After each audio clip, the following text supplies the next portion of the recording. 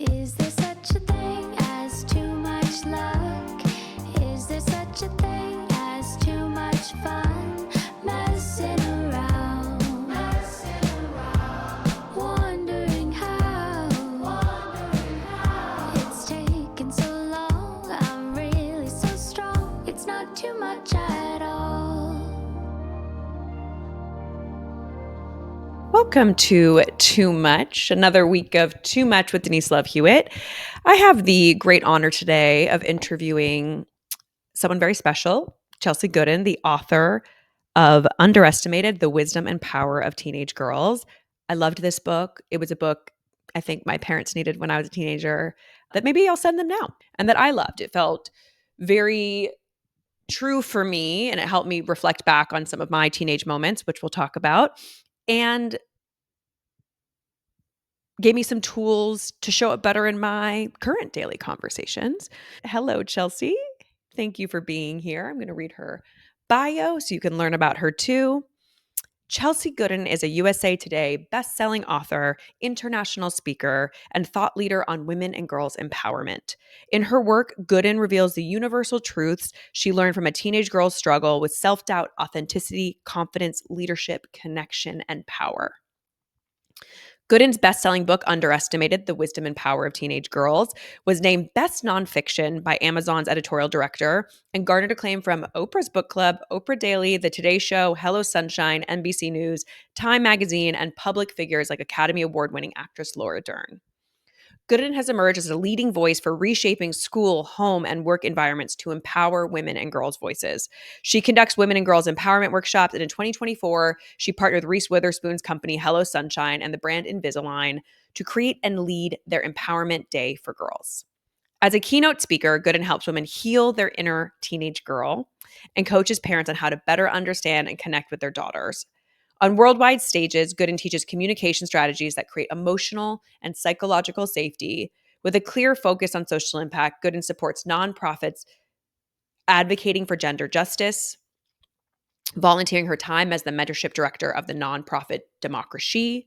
Chelsey supports and guides girls from underrepresented communities into leadership positions. She also serves on the board of A Call to Men, a gender-based violence prevention nonprofit that educates men and boys on healthy masculinity. Chelsey's passion to explore humanity's potential for authenticity, liberation, and empowerment permeates all of her work. Thank you, Chelsey, for being here. Thank you for having me. I'm so excited. I'm so excited. You brought me back to a time in my life. I had a high school math tutor, for example, Jean McGlynn, and I loved her. I would go to Jean's house and I would just talk and talk and talk. And Jean would be like, Denise, we have to do some math. And I'd be like, do we have to do some math? And we just had the best time. But she was someone that really helped me realize I had some limiting beliefs around my capability when it came to math. And so you brought me back to that time where I was like, I loved my tutor so much. And that's what you do. Yeah, I mean, that moment you just described is exactly the space that I have had 16 years of quality time of, because actually math is a really good opportunity for a girl to confront limiting beliefs. You are exactly right. And I mean, I was actually more often thinking the talking that we did is more important than the math that we did. Yeah, it helped her find a different source of confidence and empowerment because girls decide super early on in their life whether they're good or bad at math. And I find it parallels whether they think they're smart or dumb. Mhm. Also. Well, that's what she said. She's like, Denise, you're not bad at math. Somewhere along the way, some wires got crossed. And so we would work through that together. I really enjoyed my time with her, even though we did math and I learned a lot from her. What she really did, to be honest, was give me a lot of confidence. Yeah. You had that. That's Yeah, great. like coaches and tutors, a lot of what they do is they give you the confidence to see what's already inside of you. You just need that like third party validation. Exactly. And with this book, I'm trying to communicate what are those tools exactly so everyone can be using those tools for all sorts of people in their life. But in terms of math, too, I found everyone has a little bit of math trauma, is what I call it, where we actually do need to deal with kind of those wounds that happen during this time of life. So much of what you communicate in the book is making people feel seen and heard, which doesn't just apply to teenage girls. Obviously, that's a very important time in their lives to feel seen and heard. But I think it's something we all can do way more often all the time. It might be the most important work of our lives. Yes, thank you. That's how I feel. Thank you. Yeah. And you're doing it with girls in a very important time where they're feeling a lot. There's a lot of new feelings. One of the things you reminded me of, I was never asked to prom, not any prom. Like I had to take someone younger than me my senior year. And at the time, it felt like the world was ending. It felt like I wasn't chosen. It felt like the biggest deal of my entire life. Zooming out, now that I'm older, I realize, oh, thank God, who cares? Right. But at the time, it felt so devastating. And so I think a lot of what you're helping people understand is let's go back to where their world is right now. Let's look at how their world exists, whether it's big or small, whether it's prom is not, we know it's not the most devastating thing that'll ever happen to you. But at the time, it feels like that. And I think you do such a good job of reminding us of where we are developmentally in that time. Well, yeah, and I would go further and say though those types of memories, those moments, they do impact our journey into womanhood. And so we end up also forming habits, whether it's self-doubt or people pleasing or perfectionism or shame, that we feel like we can't also underestimate the certain things that happen in our teenage girl years and how they affect us as women. The beginnings of patterns that happen there, especially if our emotions are minimized or our feelings are minimized, which I think many of us have felt. I'm a very emotional person. I had very big emotions. And in my house, I was probably arguably the most emotional person in the home, which is not 100% true because my dad was emotional, but we didn't categorize his angry outbursts as being too emotional at the time. Now we do. But at that time, with the language we had, I arguably had the biggest emotions, a big feeler. And it's hard in a family dynamic, depending on how comfortable we are with our own emotions, to hold space for those large emotions. Exactly. Yeah. You can hold space for another person's emotions as much as you have dealt with your own emotions, which you just very accurately said. Because I find that's actually what people need to confront. Parents, anyone is actually, we've been taught how to squash, squash, squash, repress. And so when you see a teenage girl feeling her feelings, we love to be like, oh, she's a too much, right? She's a bit much. She's dramatic. She's emotional. And we judge it, and that just keeps the self-perpetuating cycle of everyone squashing their feelings until, as we know, later in life you start going to therapy and it all explodes in some way or another. Like, these emotions will find a way out. You have to reckon with your shit, basically. What do you tell parents that might be uncomfortable with their own emotional sphere and how to show up for their daughter's emotional sphere? First of all, it's making sure that we're not labeling emotions like negative emotions, things like disappointment, frustration, anger. There's a real habit of avoiding those at all costs, right? We try to immediately spin it in a positive way, or we immediately try to fix it or give advice or a solution. And actually, it is totally fine to sit in the pain for a second, the disappointment, and just repeat back the exact words the person used with you. Say, yeah, I get why you're frustrated, or I get why you're disappointed right now. That sucks. And actually just say the word back, because that's, again, what makes them feel heard and understood and seen. And that's the type of venting and holding space that we actually need, and helps us process through the emotion, rather than when we try to fix right away, it blocks the process. And as I said in the book, they found it only takes about 90 seconds to actually feel an emotion. But I think everyone's so scared of those harder, more difficult emotions that they think, oh, once I start feeling it, I'm going to feel it forever. So they stuff it down. But again, that comes back to emotional repression, suppression, which has so many, now there's a lot of research to support all the negative effects of suppressing your emotions. When people witness your pain, there is nothing more healing. I went to therapy for the first time when I was 28, and I had a unhealthy attachment, attracted to the wrong things, bad dating pattern. And I went in after a recent heartbreak. And I remember I went into my therapist's office and I was just like crying. And I was like, I just can't do this. I need to know what's going on. I'm obviously the problem. I'm attracted to this thing. And she just looked at me and she said, Denise, and put her hand to her heart. She was like, I imagine this must be very hard for you. Oh. And she just looked at me and we both exhaled. It was probably the longest exhale of my entire life. And I don't think I'd ever, 28 years old, had ever felt that seen and held in my entire life. I'm going to cry. She completely changed my life and gave me the tools to then, for example, communicate with my parents around I don't need you to solve anything. I just need you to witness my pain. And if you can't do that, that is okay. I will find someone else to do that. But that is what I'm asking. And I didn't have that language before someone introduced it to me. And it has changed how I relate to everybody in my life. And so, this work that you're doing with teenagers and parents that young is life changing. Yeah, I see it too. I see it play out where instead, if we don't do this, it turns into a fight or avoidance, or they go off into hiding and slam the door shut. And disconnection is what we don't, what everyone wants is connection, right? And it's so much easier than people think it is, which is exactly what you just said. We were just like, that sounds so hard. I am sorry you're going through this. And just empathizing too, right? Putting yourself in the shoes of what they might be feeling or going through. And empathy is something that we need all around in all parts of society right These now. days, yes.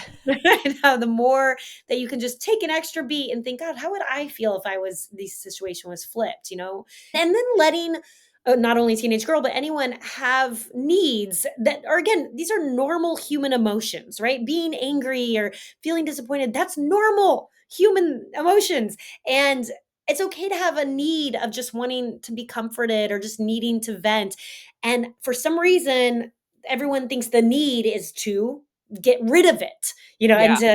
and that we should never be feeling pain. And that's just not realistic or practical or healthy. 100%. I have this conversation with my mother a lot. She'll be like, why don't you just go for a walk? You'll feel better. And I'm like, I'm not trying to feel better. I'm trying to feel everything. And then once I feel everything, I will no longer feel it. I don't need to Exactly. distract from it. Exactly. The only way through is through. Yeah. And in the beginning, it's very uncomfortable to sit with your uncomfortable emotions. And then Yes. over time, you just observe them. You're not necessarily like you're feeling it, but over time it gets easier to manage. It no longer becomes as, I think, debilitating as it begins. Yes, and I would say all the success I've had just even in the last year or two has been directly proportional to my ability to expand my capacity for discomfort and imperfection. And the Mm. more I could just let myself be imperfect or be uncomfortable, the more I actually had good things come into my life because I was living authentically as a human rather than putting on a show, right? Because to not feel those things, you have to put up a mask because we feel them no matter what. And when you put on a show, put on a mask, you're disconnected from your authenticity. And that doesn't, it doesn't attract the right people into your life, the right opportunities into your life. And again, that's something that ends up falling apart. I mean, if we talk about midlife crisis, right? Like usually a midlife crisis is just the mask coming down and you learning who you actually are because you've been putting on a show of what you think you should be for so long. And it's hard. Society's telling young girls a lot of information about what they have to be feminine or womanly in a patriarchal culture. And there's a lot of mixed messaging. It's very hard to parse through what actually makes you happy versus what you think you should do to fit into the culture. Right. And that's why I love asking questions early on in a teenage girl's life where I'm like, what do you need right now? That is not a question they get. And when Ever. you ask a girl, yeah, yeah. And when you ask her what she needs, so often parents will gripe at me, oh, she'll say, I don't know. And I'm like, okay, great. Then let's just sit with the I don't know for a second. Let's actually build the mechanism for her to take a beat and actually look within and think about it. So when if a girl responds, I don't know, say, okay, great. You know what? I'm going to check back in with you, give you some time to think about it. Totally trust that you're going to be able to figure this out for yourself or find answers that feel right for you. I'm curious to hear what they are. I can't wait to hear what they are. You know, lend some positivity to her ability to actually check in with herself, figure out what her needs are, and then be able to communicate them. But it's a muscle that we need to exercise and we need to provide opportunity for it. But that space, again, is an uncomfortable space where a parent wants to kind of jump in and be like, well, let me tell you what you need because I feel like I do know what you need. And if we're not building that muscle for her to figure out what she needs and wants on her own, then yeah, it's going to be really hard. You're just going to be subscribing to the narrative of what the external world is telling you that you need. And so much of it is just slowing down to take the time to understand. And that's very hard when you're a parent and trying to make a living and take care of your family. And that's the piece I think people forget. It's like, just slow down, slow down. I do this with my parents where sometimes I'm like, I haven't asked them all these questions. I should ask these questions. I should know them on a deeper level and not take for granted the proximity. Exactly. Yeah, we're not having deep conversations with people. Everything tends to be relatively surfacey or just efficient of trying to get through the schedule or get all the activities done. And then time passes and you don't actually feel known or seen. Like you said, you don't actually even think they know who you are because no one's taken that time to have that genuine curiosity to ask these types of questions you're talking about. And it must be hard. I'm not a parent, but it must be hard to reconcile also what you want for your child. And if they're telling you their needs and those needs are in contrast with what you want for them, allowing for that. We both went to NYU, but that was where I wanted to go. And my parents were like, that's not a real university. They wanted me to have a very traditional college experience, but they were able to put their wants aside because they saw how much this lit me up and that place felt right for me, even if that would be absolutely not what they wanted for me. They always say, you just became a different person by going to that school. And they trusted that I knew that was best for me. Oh, and I'm so glad that happened for you. And I can relate so deeply because NYU is a very specific school that will pull out of you your authenticity because it kind of demands it in its own culture. And I had the experience of one parent being super supportive and one parent not. And it interestingly how much I connect deeper to this day with my dad because my dad was so supportive of it, my mom wasn't. And my Interesting. yeah, it's super interesting because she had thought I was gonna she had what in her mind she thought was best. But I mean, it was totally the right choice. And thankfully you and I had enough confidence to make that choice. But that is not something I see, right? Like when I'm going through would help girls with apply to colleges and so on. Oh my gosh, the amount they give in to pressures of thinking, oh, well, I have to do this, right? And I constantly am asking, well, do you want to be in a city? Do you want to be Yeah. on a campus? Like actually asking what is in their heart that would make them happy. And it's so funny how those questions aren't being asked. Well, there's a story in your book about this, about a teenager that her parents wanted her to go one place. And then you could tell that that necessarily wasn't her truth. And then she ended up going to the school that her family wanted and transferring later to Right. the school that was in more alignment with her spirit. Yeah. And she had to go through several years of confronting that. And it's happened a good amount of times. And so I also try to coach the parents. And it's hard because the parents feel so much pressure. I mean, again, I say that with so much compassion of what they're going through, but they also think like, X, Y, and Z will make my kid successful and safe in the future. Right? It's a real cling to a sense of safety that isn't real, right? What's safe is for your kid to authentically align with who they are and to be happy to pursue what aligns with their interests, with their passions and their skills and their talents. But for some reason, this idea of the classic pressure to be a doctor and a lawyer, then check mark, then you will be Yeah. successful in life and have enough money. And that value system has time and time again been hazardous for people who are like, wait, that's actually not at all what I wanted to do with my life, but they Well, don't not figure it only out. is it hazardous to you as a human being to not be your full self, but we live in a time now where these blueprints that we created are decaying. They don't work in the same way.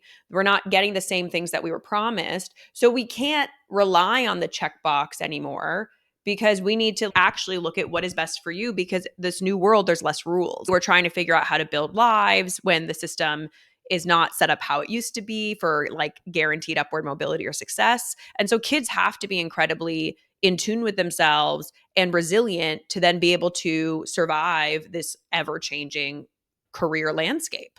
100%. You nailed it. So obviously we're on the Too Much podcast. So we have to talk about being too much because that is a word that was hammered into me all of my adolescence and into my 20s and still now in my 30s. Part of why I called this the Too Much podcast is because I'm over it. I don't think anybody is too much. I think we are all perfectly enough in the way that we are. And I want to eradicate the shame around that idea that, frankly, we really only refer to women as too much. We're not really referring to men as too much. And so there's a piece of this that is inherently patriarchal, that is about suppressing women's biggest selves, biggest opinions. When women are loud and opinionated, we are seen as less feminine or less ladylike or too strong, or the rhetoric around me being told I was intimidating for years and years and years. And I think we need to move into a paradigm in which we actually encourage the bigness of women. 1,000,000%. This is deeply tied to the work I've been doing because girls will tell me the words that they're called and spend a lot of time in unpacking that in the speaking engagements I do, unpacking those types of words because almost every woman has certain words that they were called that hurt them, and then they spend all this time trying to avoid being ever called that again when really there was actually beautiful parts of that word. So I mean, bossy is an example for me, Yes. right? I avoided being called that for a full decade and made myself small consequently because of that, when really I totally had natural leadership abilities. I was good at We're delegating. Virgos. Yeah, I had a good plan, and I don't know, maybe I could use a little guidance so I wasn't, but it doesn't matter. Why was I judged and squashed about it instead? And I was called too much my whole life. I think NYU kids are often called that. It's a badge of honor, but I will see, especially, gosh, in the women that I work with, not even just the teenage girls, the women, adult women I work with are just terrified, absolutely terrified of being called that. Well, you're punished. I found in work situations, multiple jobs I had, I was punished for being outspoken versus I was at Viacom in my early 20s. And I remember we did a staff screening of some content. And I raised my hand as the resident feminist in the room.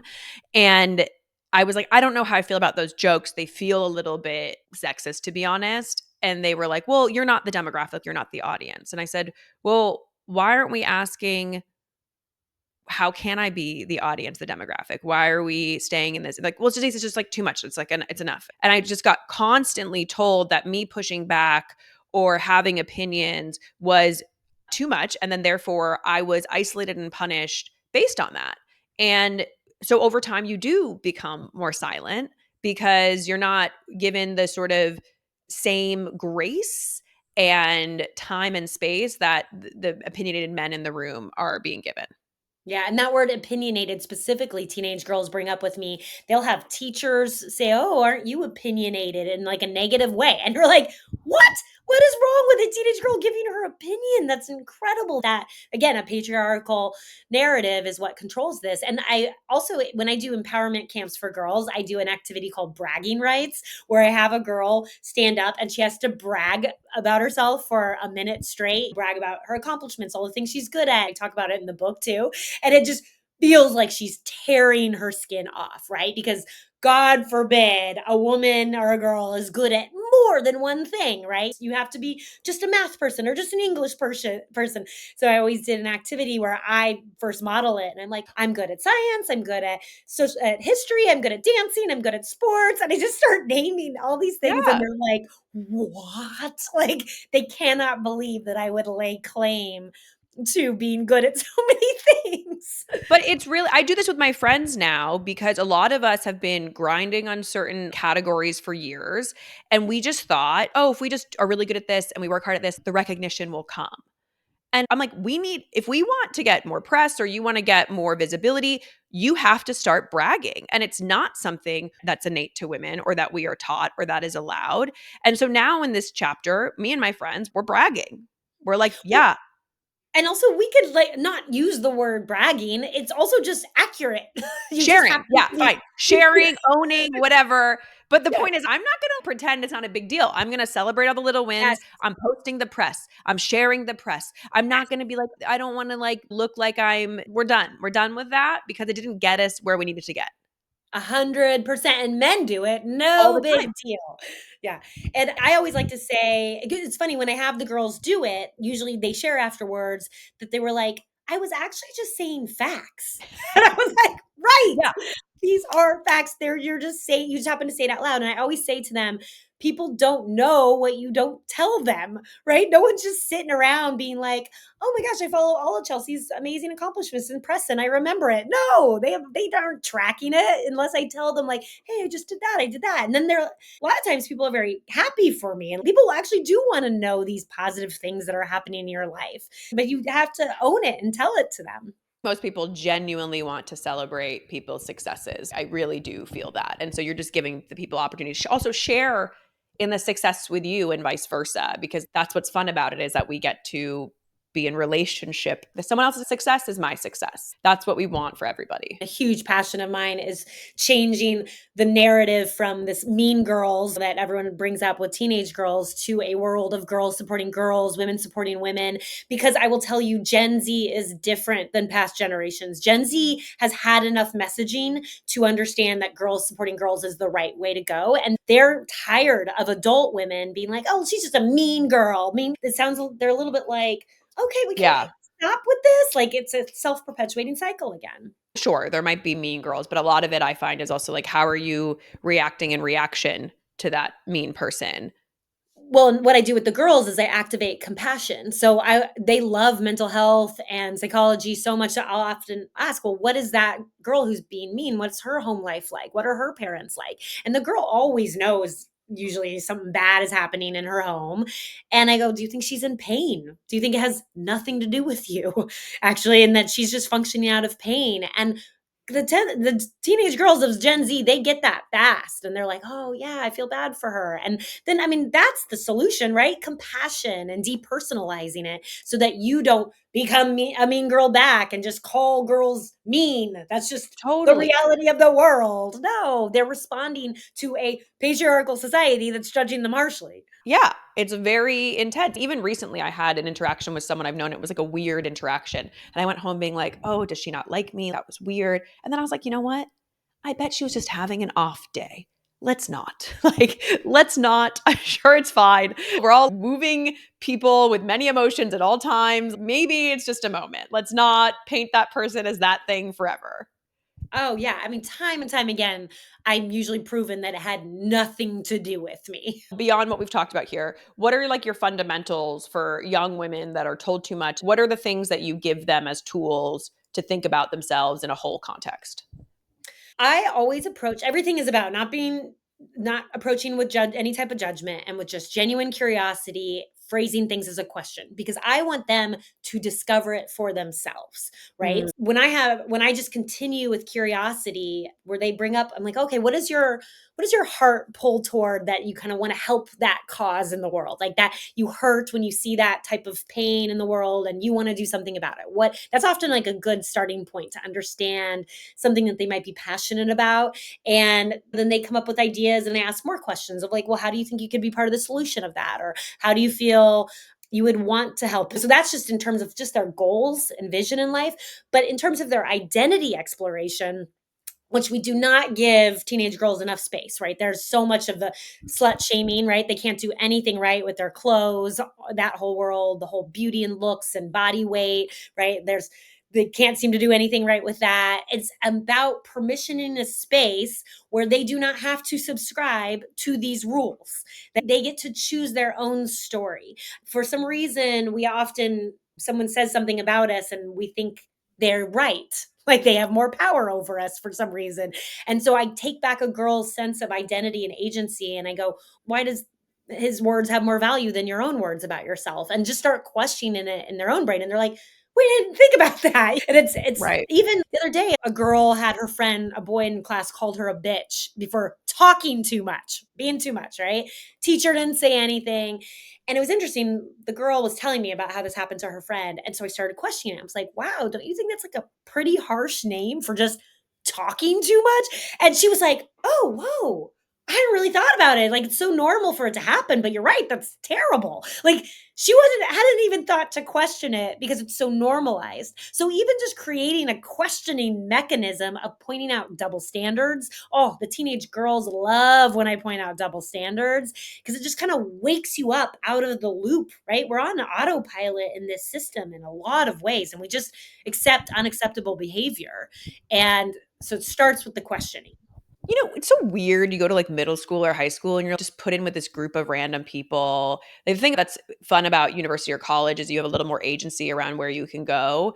And so you can find people that you think are more like you. But then, like elementary school through high school, you're just like, I'm with these people that I'm stuck with. I got to make friends here. But are we of the same energy? I was very different than my peers and ridiculed for my fashion choices. I was made fun of for going through puberty late. There was a lot of stuff that stuck with me that made me feel really other and rejected, that once I found people that were more like me, I was like, oh, that's just an isolated experience. But at that time, this is my whole universe. I don't have anything else but school and these people.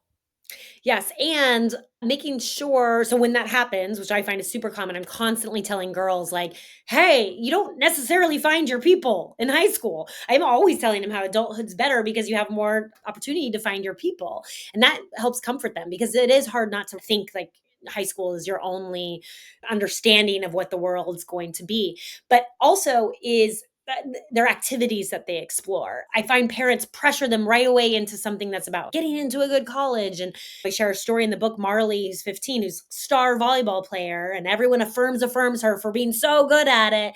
And I noticed she was getting stomach aches and migraines and was Mm. just stressed out by the schedule. And I thought to ask her one day, I was like, hey, do you like volleyball? No one had ever asked her. She was in shock and was like, I like that I'm good at it. And I was like, Yeah. okay, sure, I hear that, but do you like it? and and then she even said, I like that I can bond with my mom about it because her mom was a volleyball player. I was like, wow, so are you playing volleyball to make everyone else happy? And she was just like, oh shit. She totally saw it. And then I started asking her again that curiosity, well, what does light you up? What do you do in your free time that gives you joy? And she did fashion sketches in her notebook on the bus rides, and again, fashion's such a perfect example of people minimizing teenage girls' interests as silly and superficial. But for a moment, can we point out that it's much harder to be a star volleyball player than honestly, there are so many jobs in the fashion industry. I know because I've had so many girls now go on to Yep. get those jobs. And it's actually a much more well-treaded career path. And so anyway, we thankfully were able to bring Marley's mom into the conversation. She quit volleyball. She started investing all her time and energy into fashion. She took a sewing class, and now, her migraines went away, stomach problems. It's been so beautiful to just help her actually find and explore what her authenticity is. It's so special to help someone learn that lesson so early, too. I did so many jobs because I was validated in them and I was really good at them. But like you're saying, like a lot of my early career, my IBS was on full display. I had all these issues. And then when I got into a career that was more in alignment with myself, those symptoms dissipated. Exactly. I see it over and over and over again. I mean, it's so common. And yeah, I always tell girls like, "Oh yeah, I could be the CEO of a Fortune 500 company if I wanted to be." Like I like to say big Yeah. things like that. I'm good at a lot of things. I could have been a doctor if I wanted to be, right? I was very academic. But just because you're good at something doesn't mean that's what you're supposed to do. No, it's really valuable insight and advice. It was life changing for me when I got to a place where I was like, oh, just because I'm good at this doesn't mean I have to do it. And you don't want to make those choices too late because now that I'm in my mid 30s, there's this thing that happens where you get really specialized in categories. And of course, it's never too late to start, but it is a little bit harder to pivot as you get older just because your expertise bends one way.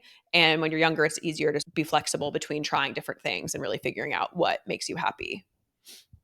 Yeah, so that's why I hope with through this book and through my work, I inspire those conversations earlier for sure. Because we love putting girls in a box, not too much. Instead, it's this perfect and likable box. You talk about permissioning in the book, and I like this word a lot. I want to put it into our vernacular now as a thing, but allowing people permission to understand things about themselves. A lot of times people just need that first permission or someone saying it's okay to step into whatever they need to step into. And that's such a powerful small thing that I think we all can do pretty easily. Will you give us some scenarios of how you've permissioned others? Oh, it's so true. So I was just teaching a workshop last week on feminism, intersectional feminism, to some teenage girls across the country, super diverse group of girls. And this came up so much because I was giving them permission for things like they don't have to agree with their dad. Like that's a big one. Politically, they really come up against that where they don't really agree, but they don't know how to handle that. And I just was like, well, guess what? You don't have to agree, and you could just believe different things. And they're like, what? There was that one. Or permission to choose their interests, even their spiritual beliefs, their values. So often we just adopt our values of whatever our culture around us or our parents. But there was a few others that came up last week. It was just permission to speak up in a class and raise your hand, even if the teacher isn't going to be jamming with it. They get so shut down. And why I gave them permission to do it is because I promise you, there's some other girl in the class who was like, oh, thank heaven she said that. Oh, I wish I would have had the right words to say that too. I'm so glad she said it. And how when we just speak up, even if it's to the person that may not, they're a brick wall, there are people around us listening all the time. And it has a super powerful ripple effect that where we're constantly permissioning fellow women and girls to speak up in environments. So I will always model that behavior. I have a uncle-in-law who's not, I don't share values and beliefs with, but we're often at a dinner table where I just want to make sure someone at the table says no. Also, I don't even really fight. I don't fight him. I just need to make sure the girl at the table heard that somebody was saying no. You're nailing something that is dying in our current culture, which is we're evolving into this groupthink culture, very binary ideas, and we're allowed to have different opinions. We're allowed to have constructive discourse, to share information as long as it's not done in a mean or threatening way. We need to be able to hold that space for differences. And social media has made it very easy to be behind a screen and just say whatever we want to say without having to look at someone and have that tension. It's really important to model very, very early, very young with your parents and say, I disagree with you. And what I have found is through those constructive arguments in my family, some more inflammatory than others, but many of them, is that people evolve and they move. And we don't evolve or move or change or grow if we are not challenged. Yeah, I've had the exact same experience. And I don't think that you should be going into it with the frame of mind of like, I'm going to change them. That's where you get Mhm. into trouble. And actually, what I've seen to be effective is just sharing your own experience from an I perspective, your own thoughts, your own feelings about things, how something might impact you, how it might hurt you. People's personal stories really resonate. And then having the power to just hold that space to disagree, but phrasing everything as a question with true curiosity where you're like, well, why? I always teach girls how to define themselves as a feminist and to pair it with the definition. That Cambridge Dictionary definition is really just that you believe that men and women deserve equal rights and opportunity, right? Like it's not some controversial definition. Totally. And so when you say that out loud, as they will get pushback from, I've heard it all, right, from their dad or their brother being like, oh, well, feminism is about hating men or it's about angry women. And I tell the girl, you can be like, oh, well, that's not what the definition says. So I'm going to just choose to subscribe to that. Is that not something you believe? And then just phrase it as a question. And they're always like, okay. So actually to ask them, if that's the definition, do you agree with it? And have them be held accountable to their own answer rather than their assumptions or projections.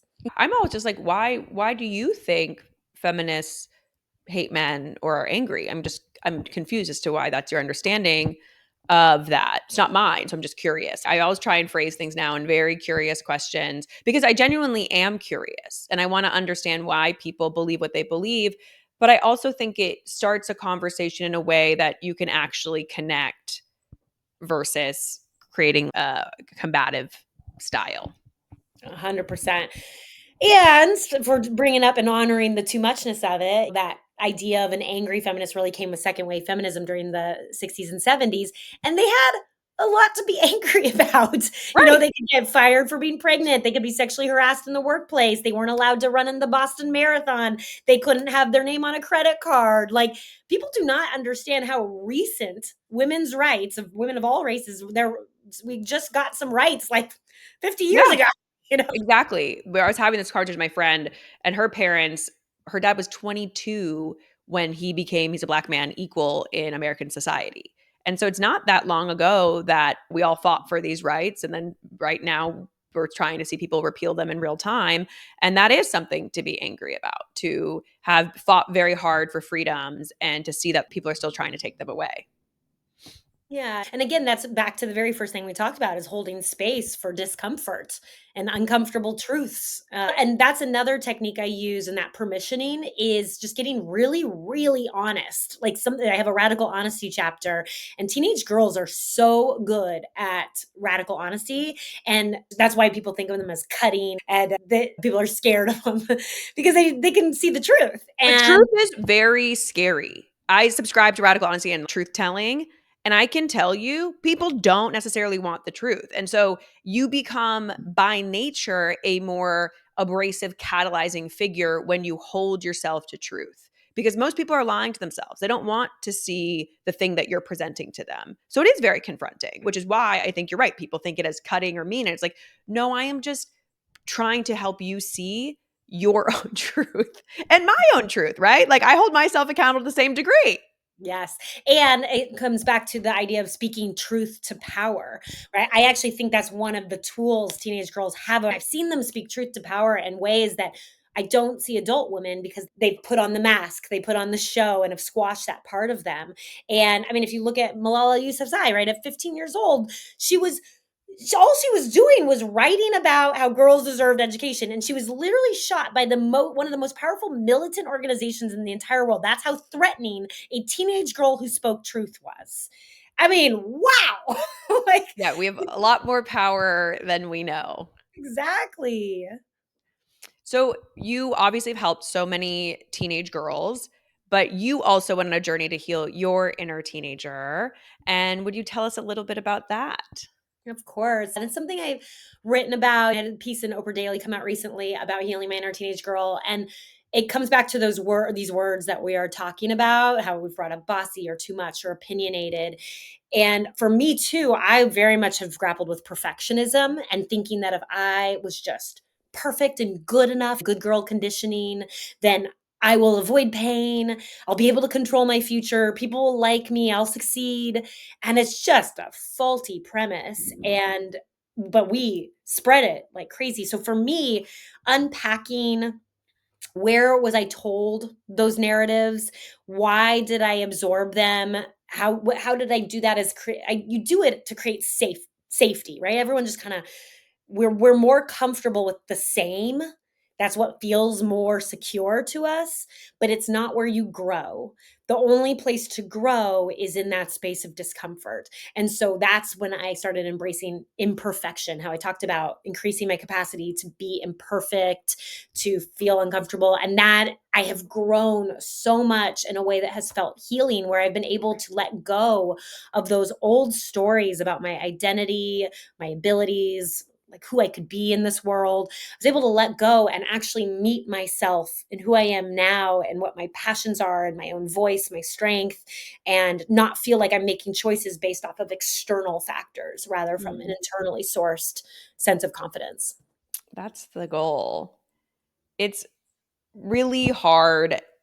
What the paradox of it all is that when we cling to a lot of these things that we believe keep us safe, they actually hinder us from deeper connection and intimacy. And so that's the path, is we have to learn to take off the armor and just show up as we are, and understand that just being is really enough. And capitalism and society make us feel that if we're not X, Y, and Z, then we're not worthy. But we are all just worthy as we are right now, and none of that stuff matters. But I think it's a really hard path to get to. I've had a really long road with vulnerability and allowing myself to share my larger emotions, or especially in romantic dynamics, perfectionism was something that I really struggled with. Yeah, I get it. I can relate so deeply. And again, I really take it back to this larger theme that I have that permeates my work, my book, my speaking engagements is this fear of judgment. And it's the number one thing teenage girls say, that they're scared of being judged. And everyone is scared of being judged. And if you are actually putting your true self out there rather than the mask or the show, which, then that's easier to put yourself out there. No, but when you're actually putting your authentic self out there, then, and if anyone has any commentary on it, then it hits way harder because you're just like, oh, they see me and they don't like me. But my experience as now having put myself out there so much and feeling like it's my authentic self, that's not what happens. Like, sure, maybe there's some judgment here and there, but also I can't control what other people think of me. And the more that I just let go of that, the more just freedom I feel, the more power I feel. It's like the more you can just let go of any fear of judgment, you will source such a bigger, larger internal power. I also just feel like the work speaks for itself. So people saying stuff, I'm like, if you take the time to actually delve into your work or my work, you'll see what kind of person I am. I have nothing to prove to you. It's very hard though. I get it. Negative comments are hard to not react to. But when they show up, I just go back to this place of the work speaks for itself. I know who I am. I know how I carry myself. And this person might have an idea of who I am based on an artificial social media presence, right? Which is one tiny piece of all of us.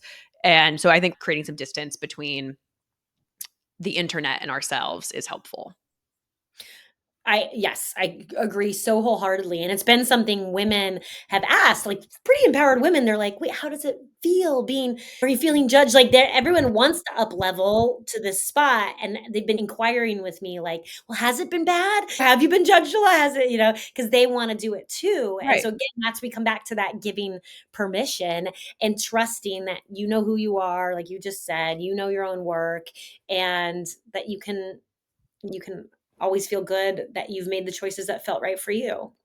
What do you tell teenage girls about the internet and social media? I'm so curious because I just think back, this must be such a nefarious space. I was on AIM. If I had Instagram at 15, oh, Lord help me. How do you even broach that conversation?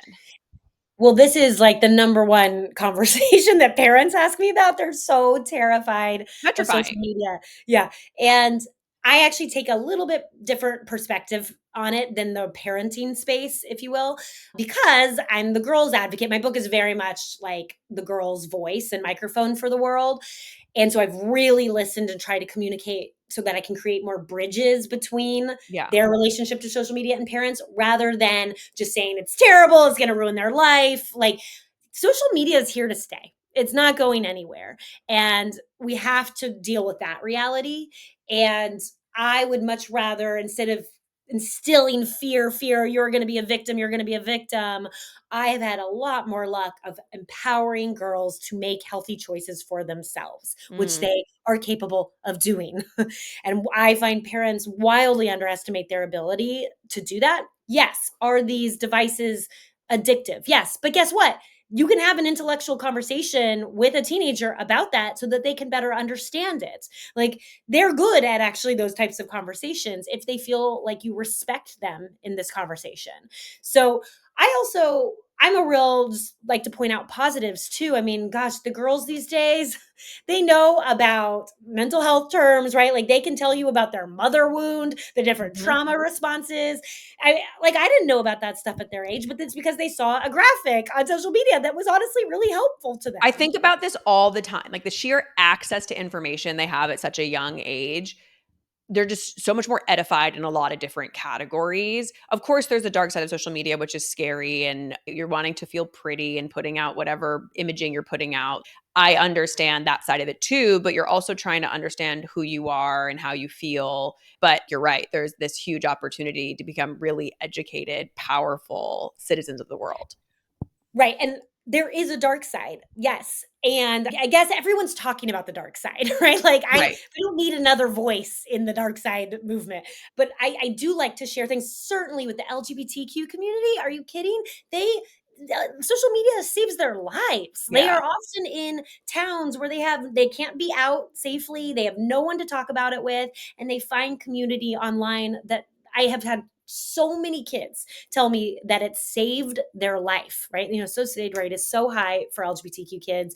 And so there's that aspect there. I mean, heck, one of the girls I mentor, the first thing when she found out like it was cool to talk about social media with me, because by the way, when they know you're going to just judge it and shut it down, they go off and shame and hide it from you, right? They're going to do it no matter what. So they Yeah. hide it from you. But when they find out they can talk with me about it, dude, she's like, can I send you these TikTok videos on feminism? Like, I'd love to discuss them. And I'm like, great. She's like, oh, cool. Cause I have no one to talk about about them with. And I'm like, wow, what an opportunity we're missing, like the adults in her life, to talk about a cool feminist TikTok video. Like, we love to focus so much on the evil and bad of everything, and we need to have more nuance in these conversations. That's very accurate. I'm happy you're presenting a different take. I understand as a parent, it's probably a weird thing to discuss where you're like, I don't want you to be like showing too much yourself on the internet, and that stuff lives in perpetuity. So be careful what you post. That's what I always think about. I'm like, it doesn't go anywhere. But those mistakes you make are more permanent as a teenager on the internet than other mistakes you make when you didn't have the internet. So I understand the fear behind it. But what you're touching on is having conversations where you trust they have the capacity to make great choices for themselves. Is that through those conversations, they will hopefully likely make all the right choices. And Well, they develop self-trust, and that's the key. If you actually communicate that you trust them, then they will start trusting themselves. And that takes time. There might be some mistakes along the way, but it's not going to happen if it's just a dynamic of control and fear. right. And then also the making mistakes thing. It's so funny. Everyone brings this up, and I'm Instagram friends with so many teenage girls, right? The ones that I've worked with, the ones that I've done workshops for, they all follow me and I follow them back. And I see what they post. And all they ever post is like happy birthday to their best friends. They are not posting like crazy, racy things. Most of them all know that it lives in perpetuity and are terrified Right. of that situation. That is to me the status quo. And so again, we're really honing in on just that uh one moment that might happen, but like that is not what I see as the status quo at all. Well, it makes sense because social media has also been around now for a very long time. When we were younger, it was like brand new. No one knew anything about it. No one knew the repercussions or consequences of the internet. And so you're probably dealing with a way different level of education now around the form than I had. Yeah, but it can happen. You're not wrong. And there can be consequences. There's definitely predatory behavior.